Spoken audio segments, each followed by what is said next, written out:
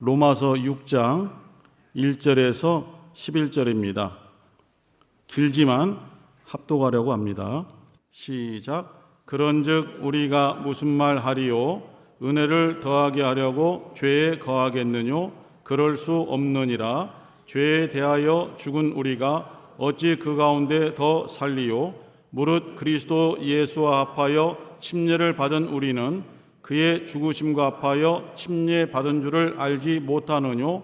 그러므로 우리가 그의 죽으심과 합하여 침례를 받음으로 그와 함께 장사되었나니 이는 아버지의 영광으로 말미암아 그리스도를 죽은 자 가운데서 살리심과 같이 우리로 또한 새 생명 가운데서 행하게 하려 함이니라. 만일 우리가 그의 죽으심을 본받아 연합한 자가 되었으면 또한 그의 부활을 본받아 연합한 자가 되리라. 우리가 알거니와 우리 옛사람이 예수와 함께 십자가에 못 박힌 것은 죄의 몸이 멸하여 다시는 우리가 죄에게 종노릇 하지 아니하려 함이니 이는 죽은 자가 죄에서 벗어나 의롭다 하심을 얻었음이니라. 만일 우리가 그리스도와 함께 죽었으면 또한 그와 함께 살 줄을 믿노니 이는 그리스도께서 죽은 자 가운데서 사셨음에 다시 죽지 아니하시고 사망이 다시 그를 주장하지 못할 줄을 알미로라. 그의 죽으심은 죄에 대하여 단번에 죽으심이요 그의 살으심은 하나님께 대하여 살으심이니 이와 같이 너희도 너희 자신을 죄에 대하여는 죽은 자요 그리스도 예수 안에서 하나님을 대하여는 산 자로 여길지어다. 아멘. 예수 그리스도와 연합한 침례라는 제목으로 함께 말씀을 나누겠습니다. 우리가 왜 예수를 믿어야 됩니까? 구원받기 위해서, 하늘에 가기 위해서 더 여러 가지 주장들이 있고 의견이 있습니다. 왜 예수를 믿어야만 구원을 얻을 수 있을까요? 왜 예수를 믿어야만 우리가 하늘에 갈 수 있을까요? 그것은 우리가 죄인 되었을 때에 예수께서 오시기 전에 사람들의 상태가 어떠했는지를 그것을 우리가 잊지 말아야 되겠습니다. 죄로 인해서 죄악된 세상에서 벗어날 수가 없었습니다. 아무리 몸부림을 치고 이곳저곳으로 뛰어다니고 이것도 해보고 저것도 해보고 이 신을 섬기고 저 신을 섬겨봐도 죄에서 벗어날 방법이 없는 거예요.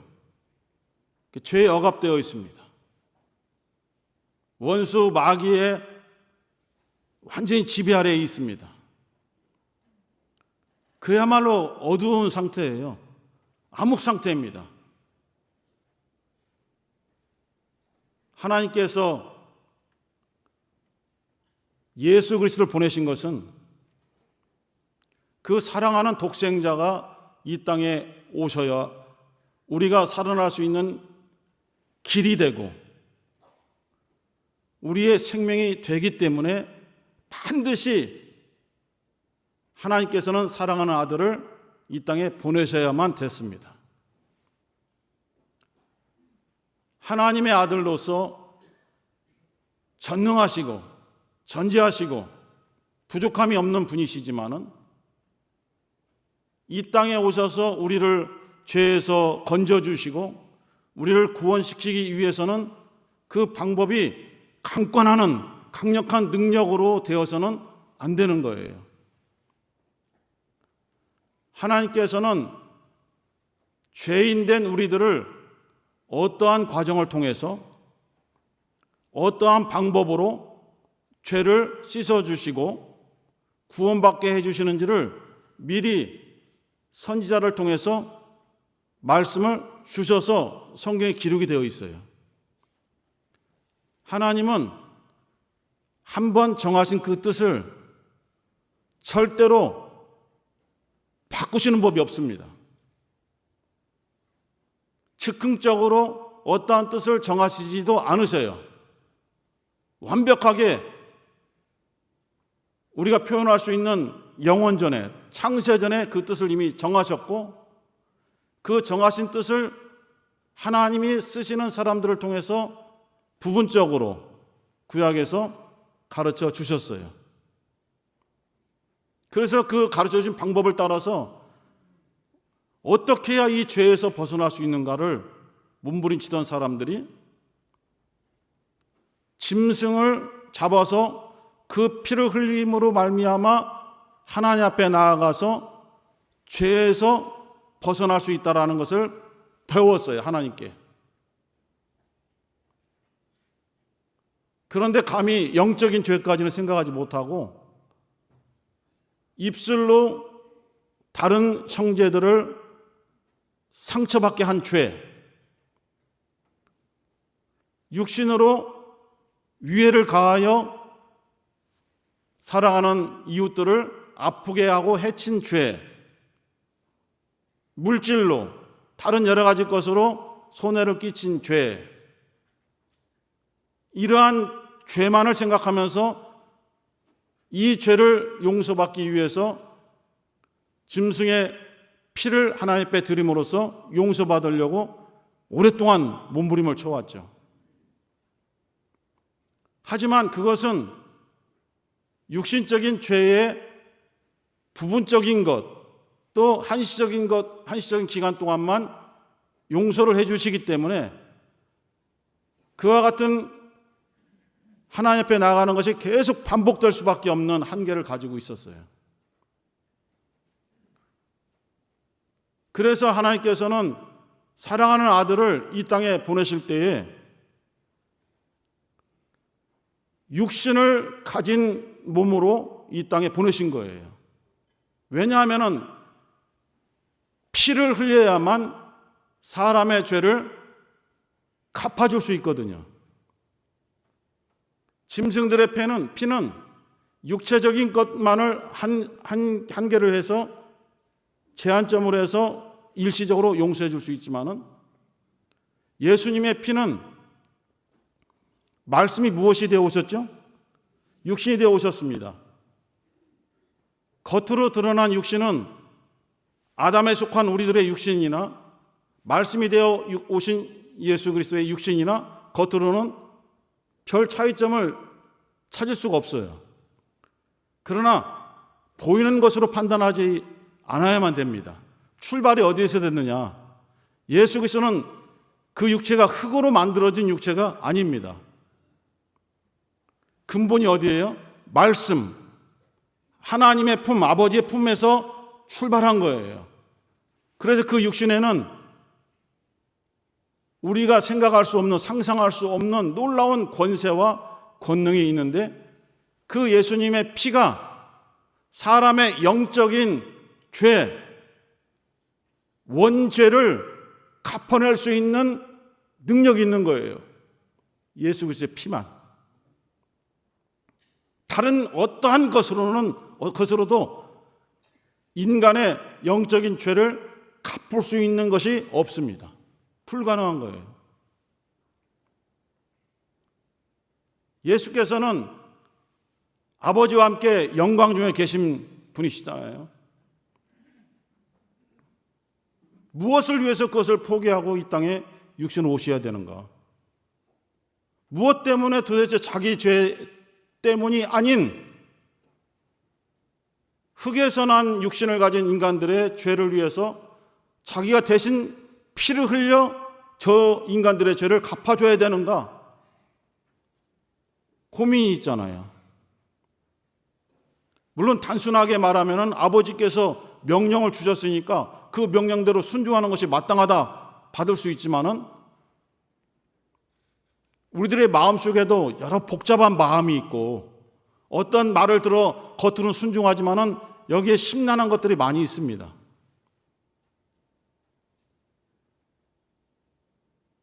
예수께서 겟세마네 동산에서 기도하시는 거 보십시오. 얼마나 마음이 고민이 되고 얼마나 슬퍼하시고 얼마나 괴로워하셨는가를 표현하셨잖아요. 너무나 내가 근심이 되고 정말 죽게 될 정도로 내가 슬퍼한다. 왜 너희들은 나와 함께 그것을 공유하지 않고 함께 공감하지 않고 잠을 자고 있느냐.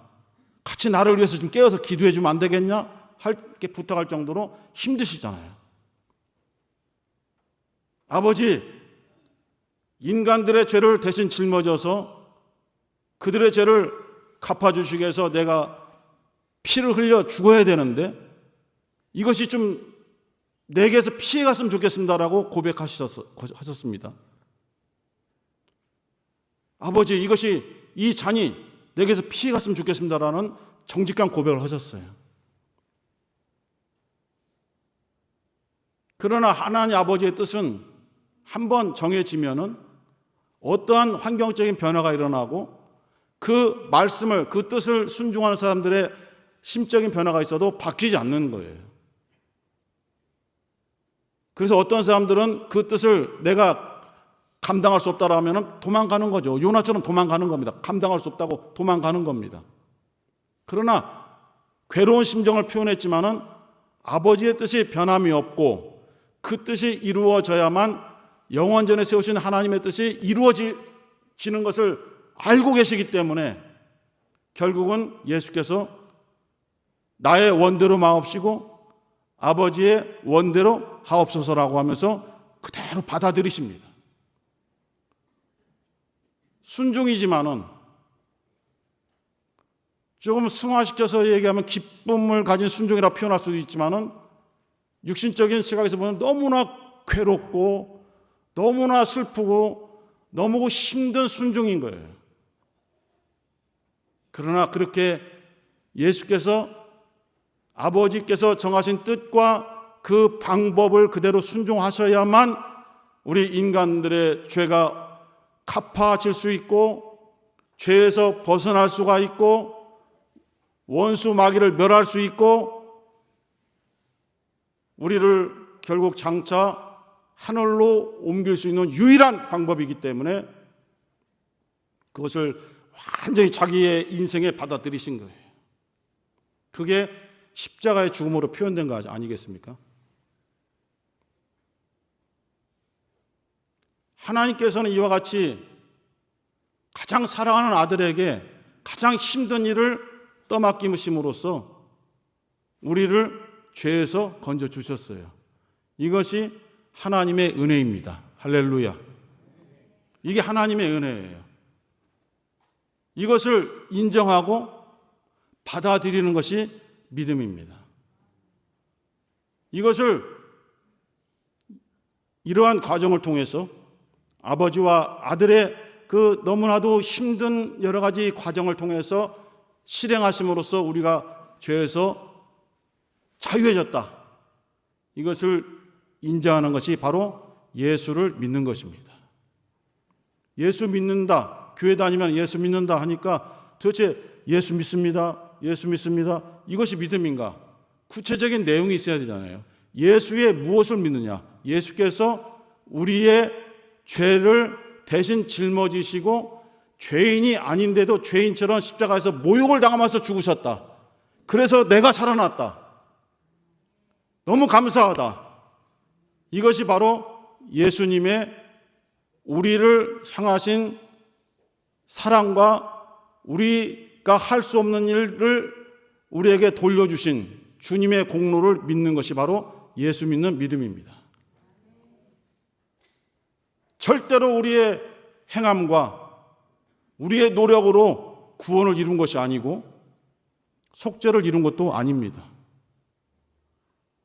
이렇게 크신 하나님의 사랑과 은혜를 우리 모두가 정말 마음의 문을 열고 인정하셔야 되고 인정하심으로써 예수를 믿게 되고 예수를 믿게 되니까 죄에서 자유해지는 엄청난 속죄의 체험을 하게 되는 것입니다. 그리고 이렇게 죄에서 자유해진 우리들에게 또 한 번의 기회를 주신 것은 뭐냐면은 예수 이름을 믿을 수 있는 기회를 주신 거예요. 강제로 믿게 하신 것이 아닙니다. 죄에서 우리를 자유케 해주신 것은 우리의 뜻과 관계없이 하나님께서 일방적으로 아들의 희생을 통해서 이루어 주셨지만은 우리가 그것을 믿느냐 안 믿느냐는 우리의 선택에 달려 있는 거예요. 강제로 믿게 하지 않으시거든요.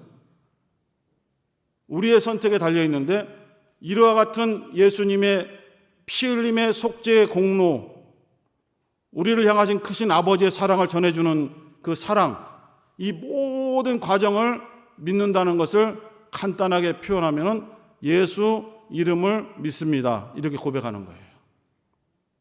우리가 예수 이름을 믿습니다라고 고백할 때는 이와 같은 하나님의 우리를 향하신 사랑하심과 하나님의 아들 예수 그리스도의 우리를 향하신 정말 속죄에 대속하신, 자기를 희생하셔서 우리를 살리신 그 모든 것이 다 포함되어 있는 거예요. 이러한 믿음이 우리에게 있고, 우리는 우리에게 주신 예수 이름을 믿는 기회를 놓치지 않고 믿음으로 고백해서 하나님의 자녀가 된 것입니다. 그런데 주님께서는 그러한 믿음을 가졌다면은 마음으로만 믿지 말고 입으로 시인하라는 거예요. 어느 상황에서도, 어떠한 사람들 앞에서도, 어떤 권세자들 앞에서도 네가 예수 그리스도를 믿는 사람이라는 것을 피하지 말라는 것이거든요. 그러나 우리는 부끄러운 과거들을 갖고 있습니다. 예수 믿으면서도 군대에서 반찬을 뺏길까 봐 눈을 뜨고 기도한 적도 있었고, 눈을 감으면 딱두기 3개 있는데 2개를 가져가 버리니까요. 그리고 그 반찬을 덮고 기도한 적도 있습니다. 안 뺏기려고. 그리고 사람들이 들을까 봐 기도하지 않는 것처럼 정말 입을 다물고 인형극 하듯이 이렇게 입을 다물고 기도하는 놀라운 기법들도 우리가 가지고 있습니다. 욕먹을까 봐요. 너 예수쟁이지? 이런 얘기 듣기 싫어서 예수 그리스도를 믿는다는 그 시인을 해야 되는데 부끄러워서 기도는 해야 되겠고 식사 기도도 해야 되겠고, 그런데 나를 욕할까 봐, 예수 믿는 사람이라고 지적질할까 봐 그렇게 숨기고 지내왔던 세월들이 우리에게 있음을 고백할 수밖에 없습니다. 이렇게 입술로 고백한 것으로 그치지 않고 하나님 앞에서, 지켜보는 성도들 앞에서, 심지어 불신자들이 있는 곳에서라도 네가 예수 믿는 그 믿음을 공개적으로 고백해봐라. 그것이 바로 침례입니다. 쉽지 않죠. 우리들끼리 모인 곳에서 침례하는 것은 쉽습니다. 그러나 완전히 공개된 곳에서, 여러 종류의 사람들이 오고 가는 곳에서 침례받기라는 것은 사실 쉽지 않거든요. 저는 고등학교 1학년 때 세례를 받았던 세례 교인입니다. 고등학교 1학년 때. 세례를 받아야만 떡을 먹을 수 있기 때문에 그 학습문답, 세례문답을 통해서 세례 교인이 되었고 그 성찬에 참여할 수 있게 되었습니다. 그리고 이제 이쪽 계통을 만나게 된 거죠. 같은 계통이에요. 그래서 지도해 주던 목사님이 침례를 받아야 진정한 그리스도인이라고 가르쳤을 때 받아들이지 않았죠. 나는 이미 고등학교 때 세례를 받은 세례 교인이고 정식 교인이고 세례를 받았는데 왜 침례를 또 받아야 되느냐. 나는 그 교만이 가득한 사람이었습니다. 그러나 점점 말씀을 조금씩 배우면서 침례를 받아야만 되는구나를 스스로, 강제가 아닌 스스로 말씀을 가르쳐 주시는 분에 의해서 그것을 깨닫게 되었어요. 그 침례를 받아야 되는데 교회가 너무 작아서 성도가 10명 정도도 안 되는 곳에서 침례를 받을 수가 있어야죠. 그래서 가까운 계곡에 천이 흐르는데 완전히 터진 곳입니다. 물놀이하는 가족들도 많이 있는 곳이었어요. 지명을 안 밝히겠어요. 다 또 거기 아는 분이 계셔갖고 또 가볼까 봐. 대전에 있는 한 천인데요. 거기서 공개된 곳에서 그 교회가 개척된 이후로 첫 번째 모든 성도들이 모여서, 모든 성도 한 7, 8명 모여서 침례를 받았습니다. 저희 어머니와 제가 같은 날 침례를 받았어요. 다른 자매들도 침례를 같이 받았어요. 봉고차도 없어서 봉고차를 렌트해 갖고 그 봉고차에서 옷을 갈아입고 또 한 200m를 내려가야 돼. 계곡까지 내려가서 침례를 받고, 그러나 믿음이 들어오니까요 하나도 부끄럽지 않았고 다른 사람이 보고 손가락질 하든 말든 전혀 개의치 않았어요. 너무 감사했어요. 성경에서 배운 침례를 받을 수 있는 기회가 와서 너무 감사했어요. 그렇게 어느 날 여름날에 주일 예배 끝나고 오후에 가서 침례 받은 기억이 있습니다. 침례는 우리의 가진 믿음을 부끄러워하지 마시고 사람들의 눈을 의식하지 않고 하나님과 성도들 앞에서 내 믿음을 공개적으로 공개하는 것, 공개적으로 드러내는 것입니다. 이 침례를 받을 때에 오늘 읽은 말씀에도 있지만은 어떤 의미를 가지게 되냐면, 이제부터 침례 받는 이후로부터는 저는 죄에 대해서 죽은 자입니다. 무슨 뜻이냐면은 죄가 아무리 나를 유혹하고 나를 이끌고 달콤한 말로 속삭여도 나는 죄가 유혹하면 난 죽은 자예요. 죽은 자가 어떻게 반응해요? 어떻게 유혹하는지 어떻게 알아들어요? 하나도 안 들리죠. 만져도 감각이 없어요. 왜? 죽었으니까, 죄에 대해서. 침례라는 것이 그런 의미를 가지고 있습니다. 죄가 아무리 유혹해도 꿈쩍도 안 하는 거. 왜? 네가 아무리 유혹해도 난 너에 대해서 죽은 자다. 하지만 물에서 올라올 때는 하나님께 대한 산 자다. 오늘 써있는 거죠. 하나님께 대한 산 자다. 그건 무슨 뜻이에요? 하나님이 뭐라고 말씀하시면 아무리 작은 소리라도 반응하는 거예요. 아멘! 하고 반응하는 거예요. 하나님께서 주의를 참석해야지, 주의를 지켜야지, 아멘! 하고 반응하는 거예요. 기도하러 와야지, 아멘! 하고 오는 거예요. 전도해야지, 아멘! 하고 가는 거예요. 그게 죄에 대하여 죽고 하나님께 대하여 살아있다, 그런 뜻입니다. 우리는 예수와 연합, 하나가 되는 거예요. 딱 붙은 거예요. 붙어서 함께 죽죠. 무엇에 대하여? 죄에 대하여 죽는 겁니다. 물론 과거에 자기 육신의 정욕도 죽이는 것이지만 정말 죄에 대하여 죽는 거예요. 예수께서 내 죄를 짊어지시고 대신 죽으셨잖아요. 함께 죄에 대하여 죽어버리는 거예요. 그리고 장사 지내죠. 완전하게. 무덤에 갇히듯이 깊이 들어가서 장사 지내버리죠. 그리고 예수와 함께 다시 살아나는 거예요. 무리로 나오는 그 순간에 예수를 믿는 믿음으로 말미암아 내게 새로운 생명이 들어오게 되는 거예요. 그 시점이 아니라 그런 의미가 그렇다는 것입니다. 침례의 의미가 그렇다는 것이지 딱 침례 받을 때가 그렇다는 것이 아니에요. 침례를 받음으로써 내 안에 예수 그리스도의 생명이 내 안에 들어와서 그의 생명으로 살아간다는 그런 고백입니다. 지금까지는 내 생명, 내 육신의 욕망, 내 정욕대로 살아왔지만은 침례받은 이후로는 예수의 생명으로 충만하여 그 생명이 나를 역사하는 대로, 나를 이끌어 가시는 대로 순종하는 거예요. 마치 포도나무 되신 예수께서 가지가 된 우리들에게 계속 생명을 공급해 주시는 것처럼 예수 안에서 그 생명이 계속 내게 공급되는데 이것이 일정량만 오는 것이 아니라 감당할 수 없을 정도로 넘칠 정도로 계속 공급되는 거예요. 어떤 때 유혹을 받아서 잠깐 삐끗했다가도 그 생명이 막 차고 들어오니까 회개할 수밖에 없어요. 회개해야만 뚫리니까요. 우리의 혈관들, 특히 심장병 가지신 분들 많을 텐데 혈관이 막히게 되면 수술을 하지 않습니까? 시술도 하고 스턴트를 넣어서 좁아진 혈관을 이렇게 열잖아요. 그래야 피가 잘 흐르잖아요. 그것처럼 우리가 유혹받고 잠시 육신의 생각에 빠져서 주의 생명이 막혀 있을 때에 회개를 해야만 그것이 뚫리는 거예요. 회개를 해야만 예수의 생명이 다시 내 영혼을 흐르고 넘치면서 나를 생명의 길로 인도해 주시는 거예요. 예수를 믿는 믿음을 고백할 때만 침례를 받는 거예요. 일단 들어갔다 나와 그럼 되는 거예요. 그렇게 권면하시면 안 되죠. 그 전에 침례실에서 봉사할 때도 옆에 섰는데 제가 어지럽더라고요. 한잔하고 오셔갖고 너무 어지러운 거예요. 이러시면 안 된다고 했더니 일단 들어갔다 나오라고 해서 왔다고. 저는 거절했어요. 침례 못 줬어요.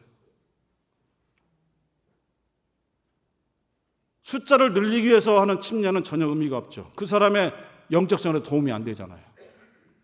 이디오피아 내시가 사도행전에 나옵니다. 예루살렘에 왔다가 다시 고향 이디오피아로 가는데 성경을 좀 알고 싶어서 이사야를 폈는데 읽어도 무엇인지를 전혀 모르겠는 거예요.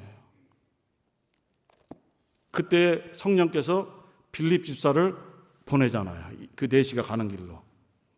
빌립 집사는 왜 자기를 그곳에 보냈는지 몰라요. 그냥 가는 거예요. 가다 보니까 어떤 관리가 있어요. 올라타라는 거예요. 올라탔더니 뭔가 읽고 있어요. 뭐 읽고 있냐, 이사야서인데 도대체 모르겠다 했더니 그때 빌립이 성령의 감동하심으로 이것은 바로 예수에 대한 이야기고 예수에 대해서 막 설명하니 이 사람이 거기서 완전히 변화가 된 거예요. 말씀을 듣고 그 현장에서 믿음이 생긴 거예요. 침례를 받아야 되는 것까지 알았어요. 나에게 좀 침례를 좀 주시오. 이렇게 믿음이 생겼으니 내게 침례를 주시오 했더니 그 빌립 집사가 뭐라고 하냐면은 우리 성경에는 없음이라고 되어 있어요. 없음. 아주 그것을 생략을 시켰어요. 중요한 건데.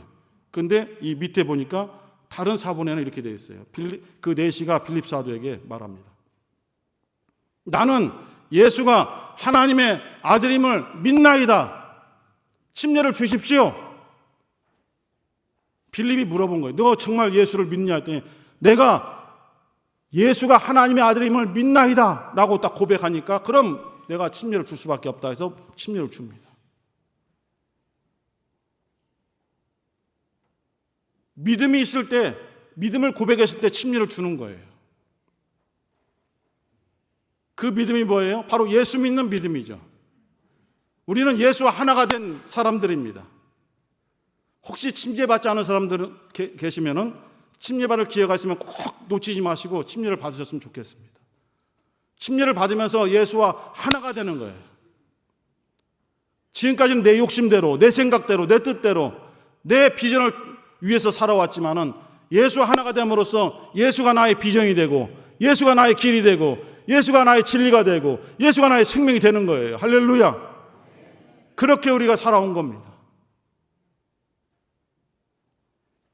예수 그리스도 안에 내가 들어가는 거예요. 예수의 몸을 이루는 지체가 된 거예요.